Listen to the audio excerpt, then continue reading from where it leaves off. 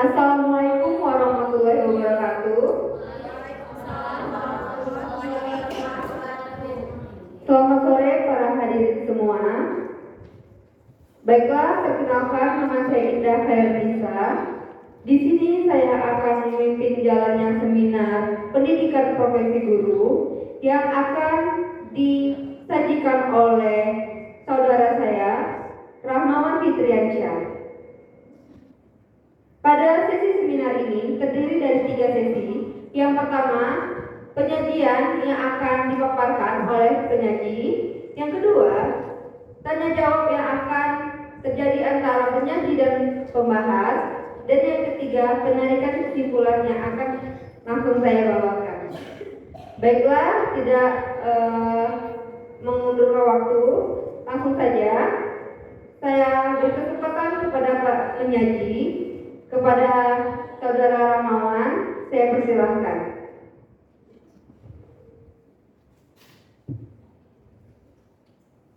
Terima kasih Ibu Moderator. Bismillahirrahmanirrahim. Assalamualaikum warahmatullahi wabarakatuh. Waalaikumsalam warahmatullahi wabarakatuh. Yang saya hormati Ibu Pembahas 1, Ibu Yulia Rahmadiati MPD, Pembahas 2, Ibu Kiki Fatmati MPD, dan rekan-rekan perjuangan pada program studi pendidikan profesi guru.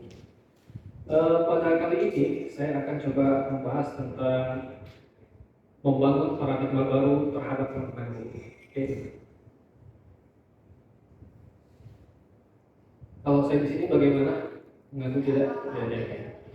Jadi pada pembelajaran paradigma baru yang telah saya kutip dari modul Kemdikbud 2021 itu sebenarnya merupakan sebuah siklus ya, bukan suatu tahapan yang linear yang memang harus dilakukan bertahap. Jika tidak melakukan lagi maka tidak bisa, bukan begitu. Akan tetapi ini juga merupakan sebuah siklus yang mana dapat dikatakan pertama adalah pemetaan standar kompetensi yang merupakan juga tujuan dari pembelajarannya, yaitu berupa kurikulum.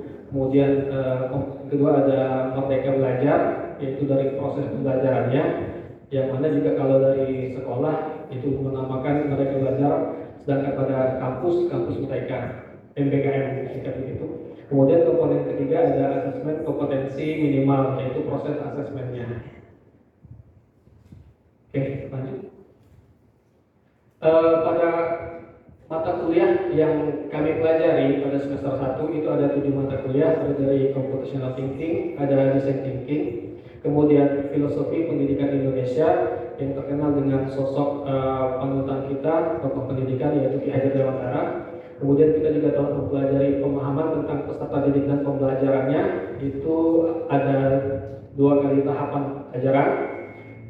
Pada selanjutnya ada PPL 1, kemudian prinsip pengajaran dan asesmen yang efektif di sekolah menengah, kemudian ada proyek kepemimpinan. Pada semester 2 ada lanjutan dari perkuliahan yang memang mesti ada kita lakukan keberlanjutannya. Di antaranya ada pembelajaran berdiferensiasi, kemudian ada pembelajaran sosial emosional yang merupakan lanjutan dari PPDB, kemudian ada PPL 2, lanjutan dari PPL 1, kemudian ada PPAE 2, yaitu prinsip pengajaran dan asesmen yang efektif yang kedua.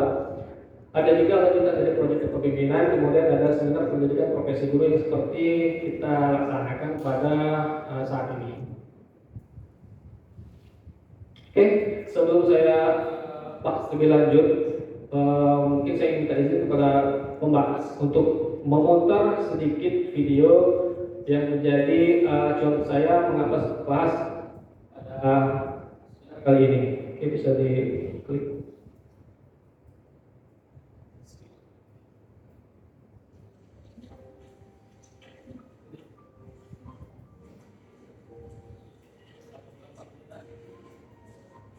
Ini dapat kita lihat. Mungkin dari teman-teman sudah ada yang pernah menonton kali ya, tapi kita mengulang kembali dari video ini saja, sama-sama kita petik dan kita sambungkan berdasarkan dari pembahasan saya nantinya.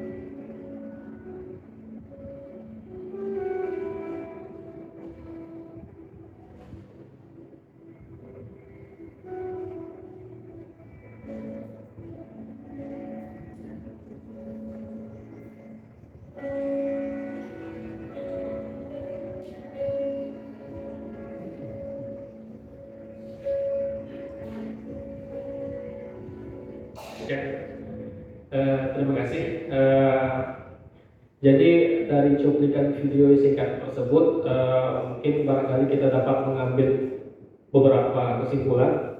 Jadi pentingnya kita mengetahui ya slide sebelumnya, mengetahui bagaimana di samping kita mempersiapkan konten pembelajaran, mempersiapkan kelas yang nyaman, mempersiapkan apapun yang berkaitan dengan proses pembelajaran kita, penting dari itu kita memperhatikan dari latar belakang peserta didik tersebut. Dari sinilah saya juga dapat pembelajaran hikmah dari mata kuliah yang telah kita pelajari sama-sama. Ini ada design thinking, juga pembelajaran sosial emosional. Jadi pada design thinking itu tahap-tahapannya, komponen yang telah sama-sama kita pelajari ada empathize. Jadi bagaimana kita ada empati sebagai pendidik untuk mengetahui bagaimana anak itu bisa belajar atau bagaimana anak itu latar belakangnya, profilingnya dan sebagainya. Kemudian ada fase define, bagaimana kita merumuskan suatu ide, dilanjutkan ada idea, memilih suatu ide tadi, kemudian prototipenya, rancangan, bagaimana kita merancang suatu pembelajaran, kemudian ada tes ataupun evaluate. Ada tes yang akan kita lakukan pada peserta didik ataupun evaluasi untuk rencana tindak lanjutnya. Jadi kalau kita lihat dari video tadi juga, kalaulah si guru tadi tidak melakukan empathize, pastilah dia akan terus melakukan tindakan yang menghukumi, dalam tanda kutip menghukumi peserta didik tadi. Tetapi dia sudah tahu latar belakangnya, kenapa alasannya terlambat, dia bisa merasakan apa yang dirasakan anak murid tadi. Ini dari sisi design bagaimana kita membuat diri kita untuk menjadi aware terhadap peserta didik. Nah, yang saya tangkap dari pembelajaran sosial design thinking seperti itu. Kebalikan dari pembelajaran sosial emosional itu adalah bagaimana kita mendesain kesadaran pada peserta didik tadi, bagaimana mereka juga aware terhadap pembelajaran yang kita lakukan, pembelajaran yang kita laksanakan. Jadi ada hubungan timbal balik ataupun kesiapan dari gurunya, pengetahuan dari gurunya, dan juga pembelajaran sosial emosional, kesiapan dari anak murid tersebut, yaitu mempunyai komponen self awareness, jadi kesadaran diri, self management, bagaimana mereka peserta didik memanage dirinya, ada responsible decision, bagaimana mereka mengambil suatu keputusan, kemudian social awareness, bagaimana kesadaran sosial mereka, kemudian relationship skills, bagaimana keahlian dalam keterhubungan antar mereka peserta didik, mereka dengan guru, mereka dengan lingkungan sekolah, dan juga dari literatur yang lain saya menemukan ada future self juga, bagaimana mereka merancang untuk kehidupan mereka selanjutnya. Oke. Nah, jadi dari tujuan dari SPPG ini atau Seminar Pendidikan Profesi Guru ini kan kita harus dilakukan ada inovasi ataupun invensi. Kalau kutip dari G and G 2009 dalam buku Managing Innovation, itu inovasi dalam pendidikan bisa berupa produk yang tanpa ataupun produk berupa peraturan, tata tertib dan sebagainya, bisa juga prosesnya, bisa juga dari posisinya ataupun paradigmanya. Oke. Nah, kalau kita lihat tadi dan juga berdasarkan apa yang saya temui pada PPL, biasanya perilaku murid itu pada saat pembelajaran ya, bukan pada saat di luar. Biasanya ditemukan beberapa perilaku yang memang harus kita perbaiki. Nah, itu harus kita olah lagi untuk menjadi lebih baik. Itu pertama, menurut dari Marzano, ada perilaku yang pasif sebagai murid, kemudian perilaku yang terlalu agresif, ada sulit fokus, kemudian perfeksionis, ini termasuk juga perilaku yang harus kita perbaiki, kemudian ditolak secara sosial. Ya. Nah ini, jadi salah satu yang menjadi invensi atau inovasi dalam pendidikan saya akan saya bahas, yang intinya adalah berdasarkan studi kasus yang saya temukan suatu PPL 1 dan PPL 2, itu bagaimana kita di samping memang betul harus kita menyiapkan pembelajaran yang bagus secara konten, secara waktu, secara penyampaian, secara model dan sebagainya, tetapi bagi kita juga untuk menerapkan pendisiplinan murid. PPL 1 saya di SMA 3 dan PPL 2 saya di SMP 14 Kota Jambi. Itu pertama adalah poin yang pertama ialah teacher reaction. Jadi reaksi guru pada saat pembelajaran biasanya pasti ada satu dua anak yang terikut. Itu bagaimana kita bereaksi terhadap mereka supaya mereka tersadar kembali. Awareness-nya ada lagi untuk memperhatikan guru atau untuk memperhatikan teman yang sedang mempresentasikan ataupun untuk saling bekerja sama ketika ada pembelajaran berkelompok gitu ya. Reaksinya bisa macam-macam, misalkan dari ribut seperti yang kita pelajari, guru cukup diam saja. Nah, ketika itu kan biasanya murid heran, misalnya jadi heran kenapa gurunya diam. Artinya mereka terbangun kesadarannya untuk kembali mengingat, oh mungkin guru ini butuh kenyamanan dari kita, butuh ketenangan dari kita. Itu teacher reaction, komponen yang pertama. Kemudian tangible recognition. Ini merupakan komponen juga berupa kesiapan dari gurunya. Misalkan yang saya ambil dari beberapa literatur juga, kita menyiapkan stiker atau sticky notes yang mana kita kasih ke masing-masing murid. Itu menandakan bahwa muridnya belum bermasalah atau mungkin muridnya dalam keadaan baik gitu. Akan tetapi kalau kita kasih atau kita ambil dari murid tersebut sticky note tersebut, itu menandakan muridnya mendapatkan teguran tapi secara halus. Nah, ini dari tangible recognition. Kemudian direct cause. Poin yang ketiga adalah peneguran secara langsung. Jadi bagaimana murid tersebut, satu sisi barangkali mungkin setelah kita beri peringatan sekali, dua kali, tiga kali, kita melakukan dengan tahapan yang pertama, teacher reaction, tidak mempan juga, mungkin langsung kita berikan instruksi. Wahai murid A, misalkan, tolong murid A diam sebentar, atau tolong murid A tegak ke depan, atau tegak ke belakang. Ini pernah saya juga praktekkan pada PPL di SMP, karena murid SMP barangkali memang masih wayanya ribut-ribut.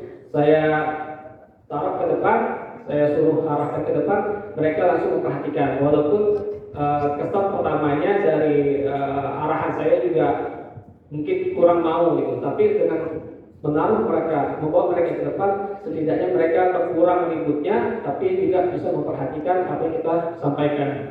Kemudian punishment and reinforcement, hukuman dan penghargaan. Di samping ada hukuman yang kita berikan, barangkali akan lebih yang perlu kita ketahui, jangan sampai hukumannya itu berupa fisik, jangan sampai hukumannya itu mungkin berupa keluar dari kelas kita, jangan sampai. Bagaimana hukumannya itu bisa mendidik juga.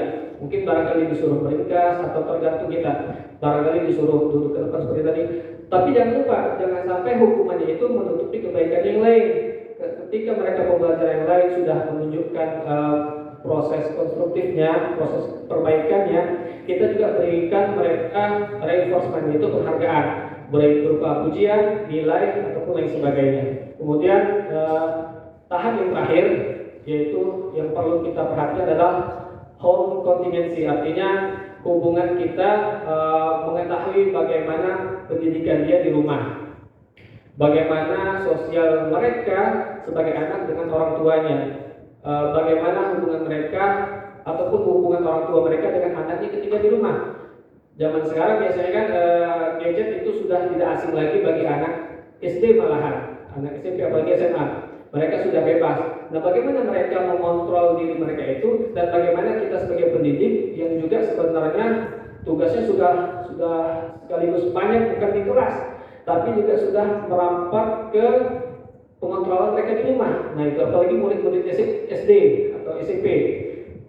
Kita pasti harus menghubungi orang tuanya, bagaimana perilaku belajar mereka, bagaimana katakanlah hiburan mereka, karena tidak mungkin juga belajar sepenuhnya di rumah. Bagaimana hari-hari porsi mereka belajar, bagaimana porsi mereka main. Itu sebenarnya di kontingensi bagaimana kita juga melakukan hubungan, interaksi, kemudian laporan baik dari kita ke orang tua atau orang tua ke kita sebagai guru. Mungkin ini dari tahap inovasi yang pelajaran yang mesti kita lakukan nantinya ke depannya. Di samping memang profiling itu kalau kita lihat memang sangat sulit, akan tetapi tidak begitu sulit juga kalau kita bisa berkomunikasi mungkin dengan wali kelas, mungkin berkomunikasi dengan orang BK dan sebagainya untuk mengetahui profiling dari peserta didik tersebut. Oke. Oke, terima kasih penyajian dari saya serahkan ke moderator.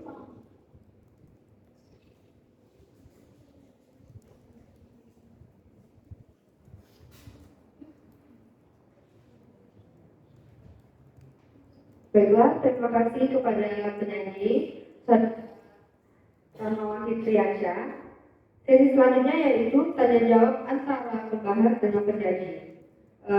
Ada dua orang pembahas. Yang pertama ada Ibu Yulia Ramadianti dan yang kedua ada Ibu Kiki Fatmawati. Untuk pertanyaan pertama mungkin akan dipaparkan oleh saudara Ibu Yulia Ramadianti. Kepada Ibu, kami silakan. Baik, terima kasih kesempatannya Ibu Moderator. Baik, paparan yang sangat luar biasa dari saudara Rahmawan yang mungkin tadi sudah terlihat ya di awal video tadi ya. Baik, di sini saya ingin memberikan beberapa pertanyaan. Yang pertama itu tadi saudara mengambil dua mata kuliah yang paling bermakna yaitu design thinking dan pembelajaran sosial emosional. Mungkin bisa ditegaskan atau dipaparkan mengapa dua mata kuliah itu yang Anda pilih. Terima kasih. Oke, terima kasih. Mungkin bisa kembali ke slide sebelumnya. Jadi mengapa alasannya saya memilih beberapa poin itu mata kuliah itu karena dari desain thinking tersebut setidaknya 5 poin inilah yang terus kita ulang-ulang, yang terus kita praktekkan, bahkan kita juga melakukan penerapannya pada PPL 1 tepatnya karena dia berada pada semester 1. Jadi itu alasan yang mendasar. Kemudian pembelajaran sosial emosional itu juga pembelajaran yang mendasar juga dari 5 poin tadi. Kalau kita melihat bukan membandingkan dengan mata kuliah lain, akan tetapi pada contoh penilaian dan asesmen, kita telah sama-sama digembleng dengan sangat mantap untuk mengetahui bagaimana menyiapkan modul. Kemudian kita kan juga ada kurikulum, aplikasi Merdeka Belajar. Itu mungkin kita bisa download. Di sana kita bisa bertukar modul. Di sana kita bisa saling berinteraksi dengan guru yang lain. Kalau dari konten barangkali kita sudah mumpuni lah, katakan begitu. Akan tetapi untuk memahami suatu individu murid ataupun kita menyiapkan murid untuk siap belajar, nah dari dua mata kuliah inilah yang dapat saya ambil dan mengapa alasan saya memilih dua mata kuliah ini untuk dijadikan bahan seminar ini. Intinya ini perlu peran penting kita, perlu jangka panjang kita, rencana tindak lanjut kita untuk memahami suatu individu murid. Karena perlu kita ketahui juga namanya pendidikan itu terlepas dari kontennya memang harus kita kuasai, akan tetapi dia juga bersifat humaniora. Bagaimana kita memahami psikologi anak tersebut. Nah, jadi saya ada tambahan sedikit. Dulu saya pernah berpendapat, berparadigma seorang guru yang suatu saya jadi murid ya, seorang guru yang banyak menghafal atau banyak menjelaskan adalah guru yang mantap. Itu paradigma saya suatu saya menjadi murid. Kemudian saya lanjut sekolah ke-1, saya berpendapat guru yang mampu mengaktifkan murid atau menerapkan pembelajaran student center adalah guru yang lebih hebat lagi ketimbang guru yang hanya menjelaskan, karena mereka juga bisa mengaktifkan pembelajaran yang aktif dari murid tersebut. Akan tetapi setelah mempelajari beberapa mata kuliah di PPG ini, termasuk dari desain dan PSE ini, saya juga berpendapat guru yang hebat bukan hanya mampu menjalankan student center, akan tetapi guru yang hebat juga mampu menjalankan bagaimana student oriented.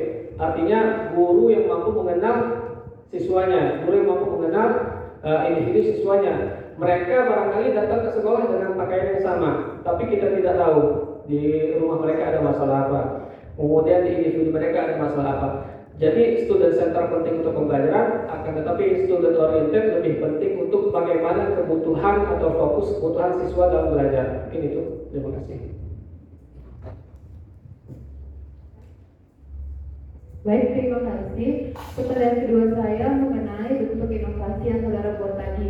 Tadi sudah jelaskan bahwa bentuk inovasi ada 4, ada proses, produk, posisi, dan paradigma. Mungkin bisa dijelaskan bentuk inovasi tersebut. Terima kasih.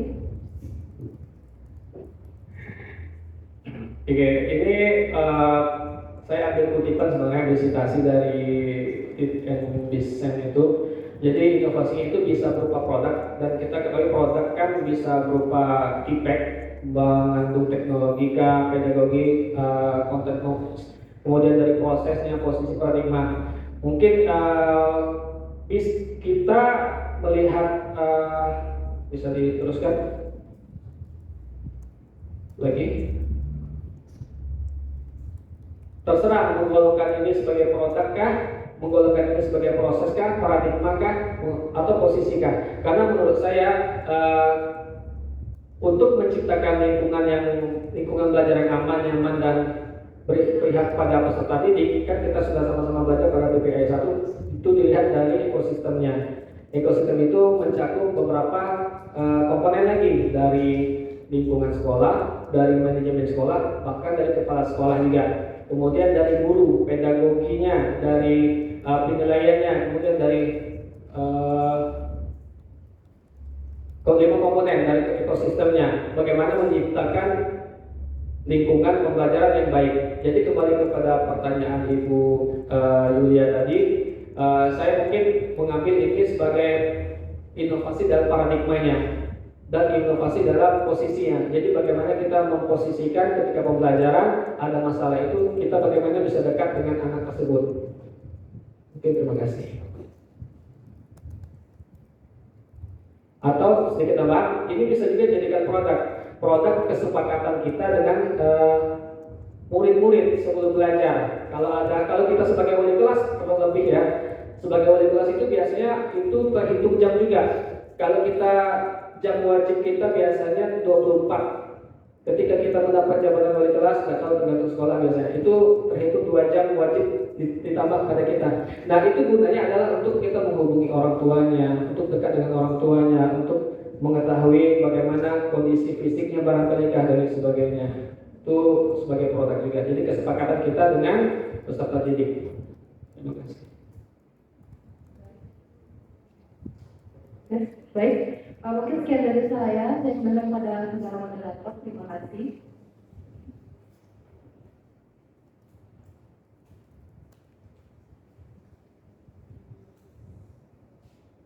Terima kasih kepada Ibu Yulia Ramadianti yang telah memberikan beberapa pertanyaan kepada penyaji.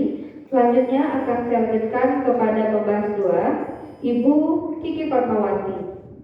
Kepada Ibu kami persilakan.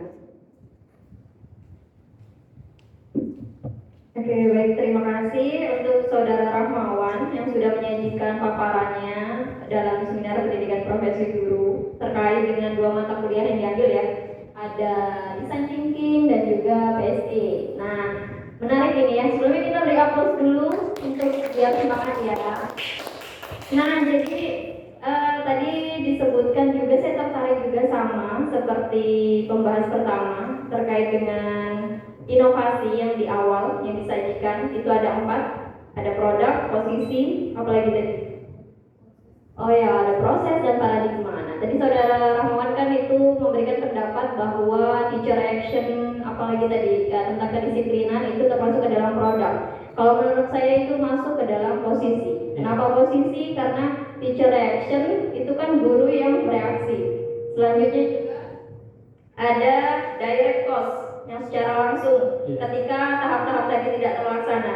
Terus juga ada home contingent. Nah, itu kan di rumah orang tua ya, keterpihakan orang tua. Tapi itu kembali lagi kepada yang seorang guru yang melakukan tentunya ya. Nah, di sini yang saya penasaran, kira-kira untuk teacher action yang dimaksud itu apa sih yang ditemukan oleh Saudara Rahmawan ketika di lingkungan kelas? Tadi kan udah ada contohnya nih. Nah, kalau saat satu tindakan itu ternyata tidak bisa dilakukan, contohnya apa tindakan lainnya yang pernah Saudara Rahmawan lakukan di dalam kelas dalam menghadapi problem murid atau siswa? Oke, terima kasih Ibu Kiki. Pertama, terima kasih telah memposisikan komponen ini dari pandangan Ibu Kiki ke dalam posisi gitu ya. Kemudian juga terima kasih juga telah memberikan keluasan untuk boleh asalkan masuk produk dari sisi mananya gitu ya.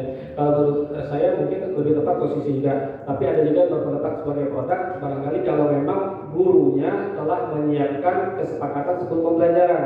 Contoh kondisi di mana ada kesepakatan untuk pelajaran dari antara guru dan murid, ketika guru diam, ya, itu murid harus tenang. Itu sebelum belajar mereka harus dikasih tahu supaya sadar juga. Terlebih anak-anak SMP, karena mereka anak SMP kan butuh penjabaran dulu baru mereka paham.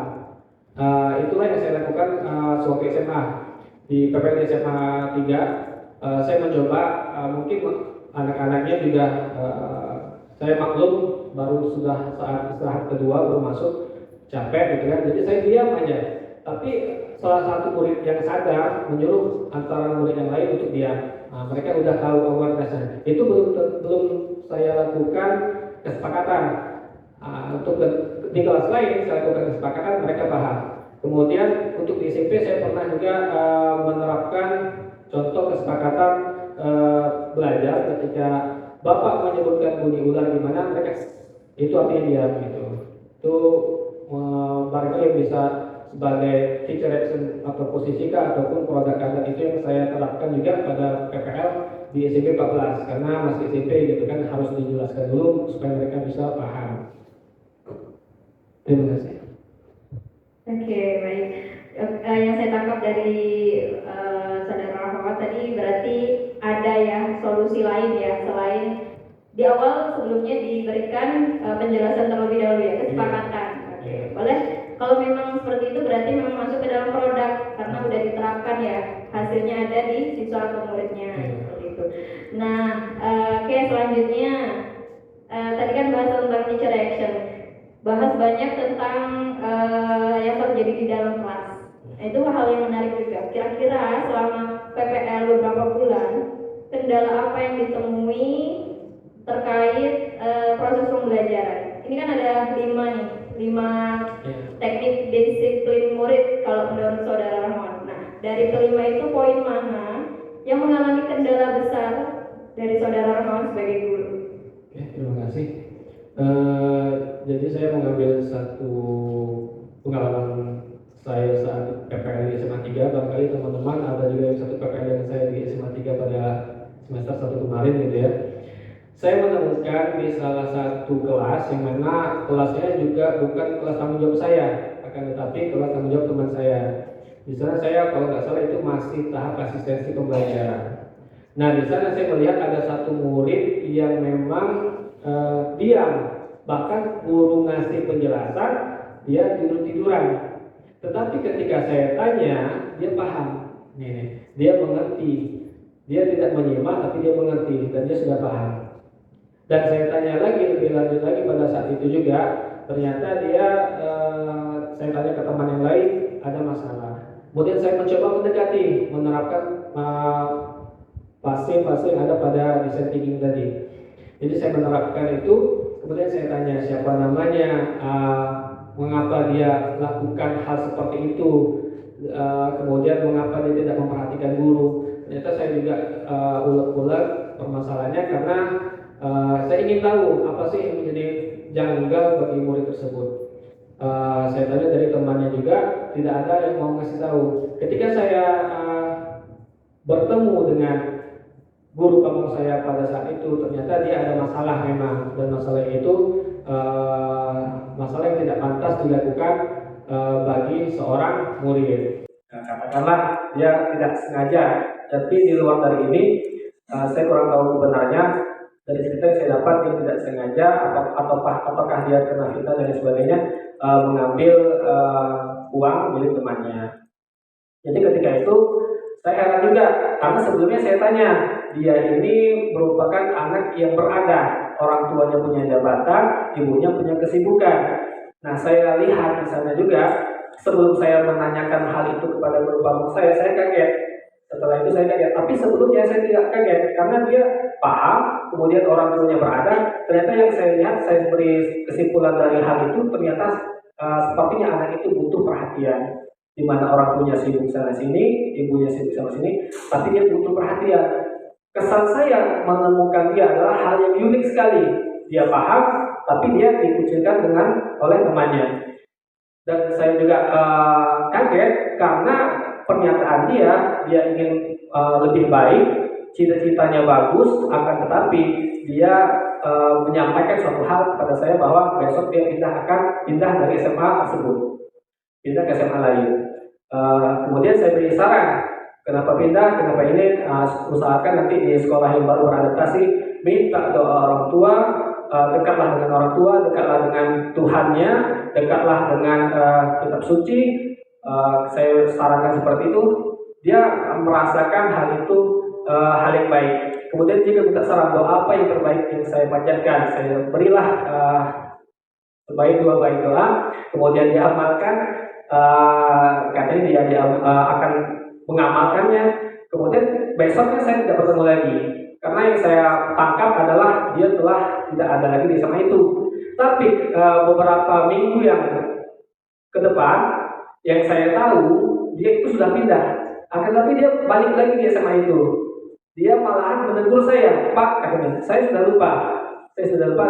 Tapi dia yang menyapa, saya ini Pak, yang kemarin di sini. Langsung saya teringat, ternyata hal yang sepele itu ketika kita dekat dengan murid ternyata lebih berharga di sisi mereka, gitu kan. Dia hanya biasanya cukup mendengarkan, cukup dikasih solusi, dan itu biasanya mengena bagi dia. Nah, itu di luar konteks pembelajarannya. Artinya kedekatan sepele itu sangat dibutuhkan bagi peserta didik. Di samping kita menyiapkan konten yang baik, pembelajaran yang baik, lingkungan yang aman, nyaman, dan berpihak pada peserta didik. Mungkin itu dari pengalaman saya, Bu Kiki. Terima kasih.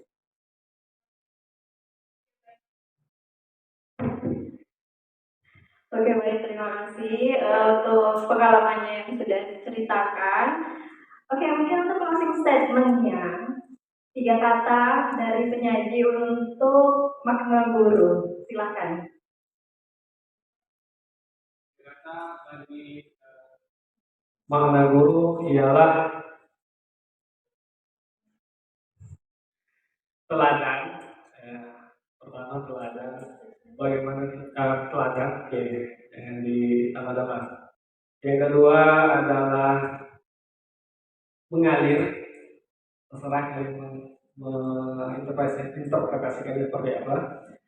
Teladan, mengalir, dan bahagia. Terima kasih. Terima kasih.